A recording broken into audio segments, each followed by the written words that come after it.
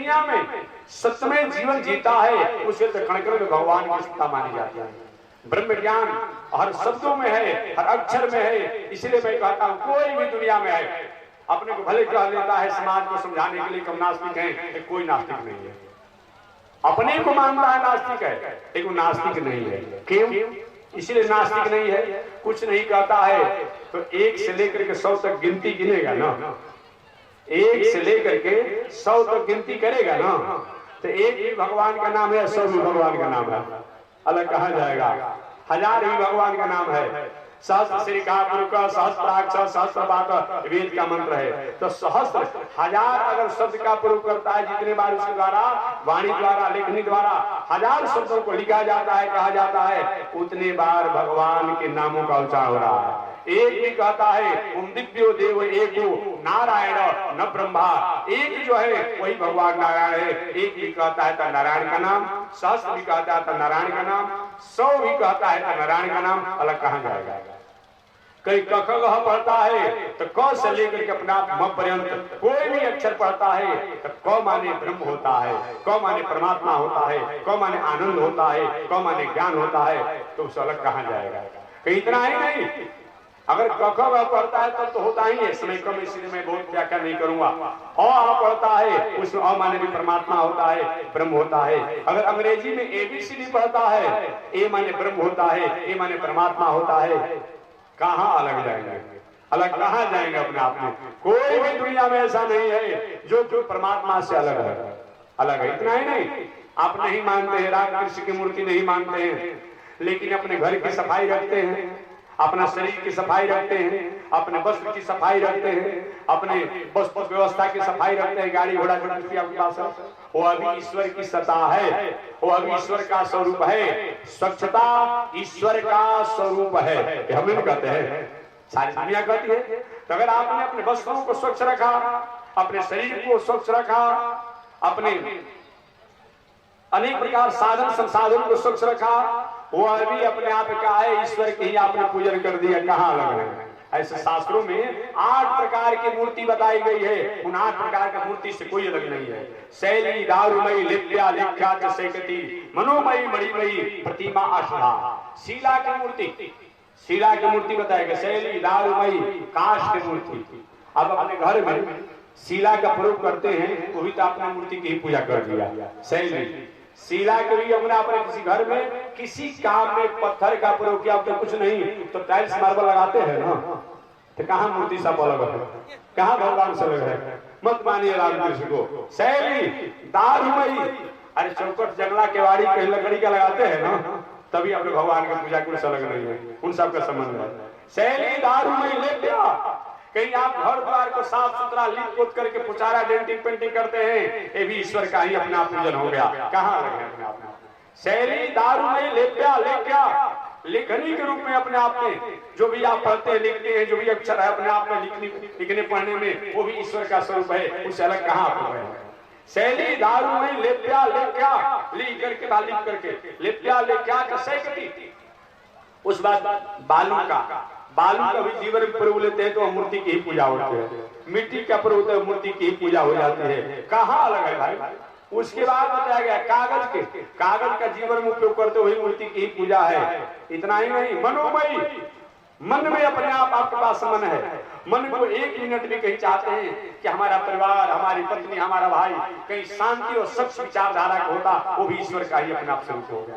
ये तो सब चाहता है। एक नालायक व्यक्ति, एक भ्रष्ट व्यक्ति, एक गिरा हुआ व्यक्ति यही चाहता है कि हमारा बेटा, हमारा बेटी, हमारी पत्नी, हमारा भाई अच्छे मार्गों का अधिकारी हो, वो भी तो ईश्वर की पूजा हो गया, कहाँ अलग है अपने आप में? इस तरह से कोई भी दुनिया में पूजा से धर्म से कहीं अलग नहीं है, भले दुराग्रह में कह देता है, अतः कोई अलग नहीं है, नहीं है अपने आप में। तो मैं निवेदन करना चाह रहा था, ब्रह्मा जी को अपने आप हुआ कि आप तप करें, कि महाराज कौन सा तप करें, हमको ज्ञान नहीं है। तो आप ये जो अक्षर है इसी को मंत्र मान लीजिए। ब्रह्मा जी ने इसी को मंत्र मान लिया और मंत्र मान करके चिंतन ध्यान आसन करने लगे, और बाद में चल करके ब्रह्मा जी ने सृष्टि का विस्तार किया।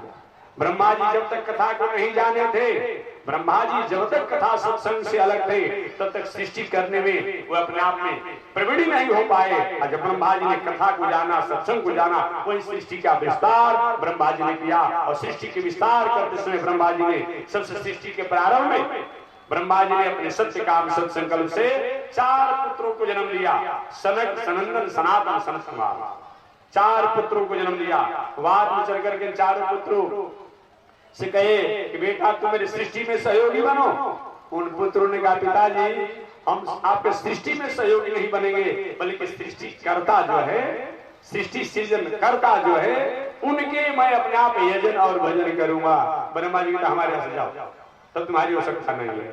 वही अपने आप में चारों भाई सनक, सनंदन, सनातन, सनत कुमार पुनः अखंड भक्ति और भजन साधना में लगे।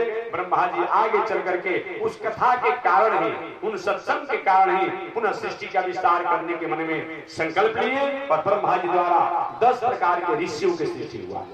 10 ऋषियों की सृष्टि ब्रह्मा जी ने किया।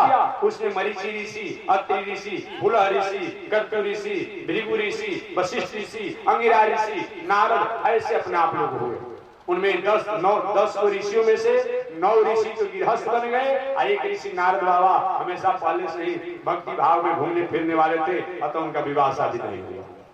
आगे चल करके ब्रह्मा जी ने कथा और सत्संग के कारण ही अपने सत्य काम सत्संकल्प अपनी छाया द्वारा एक ऋषि को प्रकट किया। ये ऋषि का नाम था कर्दम ऋषि।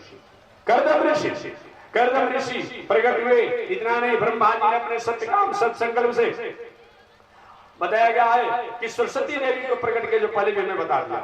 सरस्वती देवी को प्रकट किया और सरस्वती देवी को प्रकट करके ब्रह्मा जी आह्लादित हुए।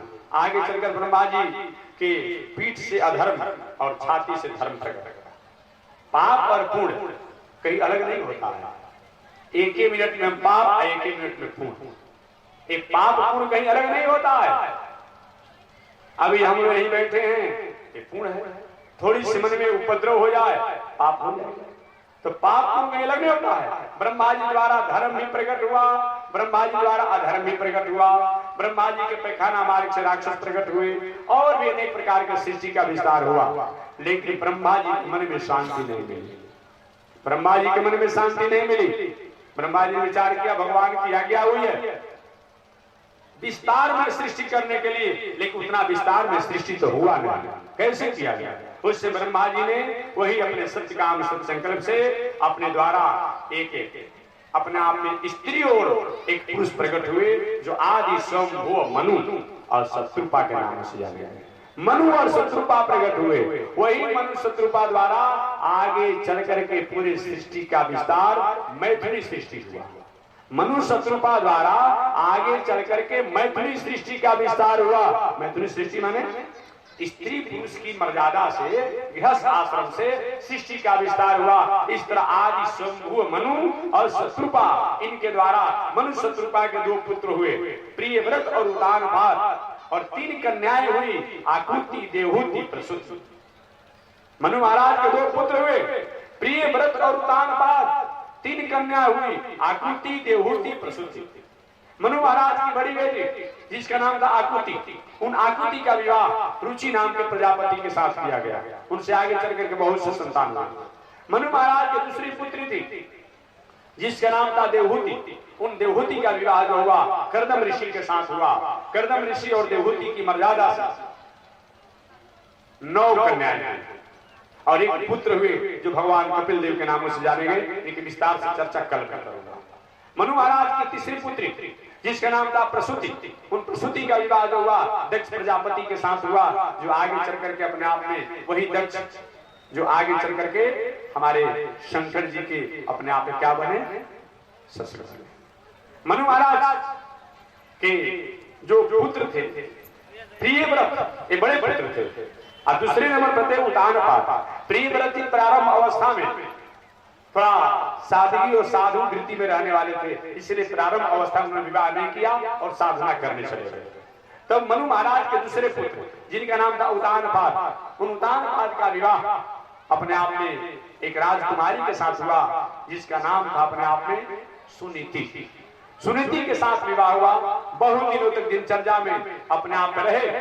उदानपाद जी कोई संतान नहीं हो रहा था। एक बार अपने आप में राजपाट की व्यवस्था, घूमते हुए दूसरे राज्य में चले गए। वहां की एक राजकुमारी के प्रति उनकी स्थिति हो गई कि मेरी पत्नी बननी चाहिए। वही बताया गया है कि आगे चलकर उदारपाद ने दूसरा भी विवाह किया जिसका नाम था